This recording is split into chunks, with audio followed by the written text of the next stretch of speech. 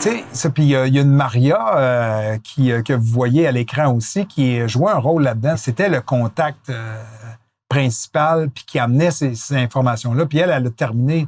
Je pense qu'il a fallu qu'elle s'exile et tout ça parce que, bon, elle était comme un peu accusée d'avoir trahi d'un côté comme de l'autre et tout ça, là. Donc, il y a eu tout ce... Il y a des livres écrits sur juste ces événements-là. Mais assurément que ça a joué un rôle. On a retrouvé des vieilles carcasses de prototypes de Vril après la défaite des Allemands. Ça, il y a des photos documentées de ça. Fait que ça existe vraiment. Et qui se sont enfuis pour aller s'installer en Antarctique parce que à cette époque-là, se rendre en Antarctique, c'était extrêmement difficile. C'était une place sécure qui pouvait, dans le fond, tout le régime, ce que certains appellent le 4e Reich, s'est fait en Antarctique.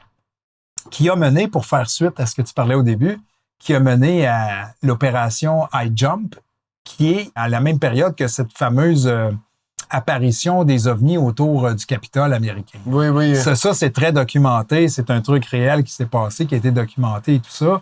Et c'est vrai, là, pour ceux qui douteraient de ça, mais les journaux de l'époque. L'opération High Jump aussi, il y a beaucoup de documentation, sauf qu'on essaie de faire passer ça pour une exploration de l'Antarctique. Mais en fait, on était à la poursuite des Allemands en Antarctique.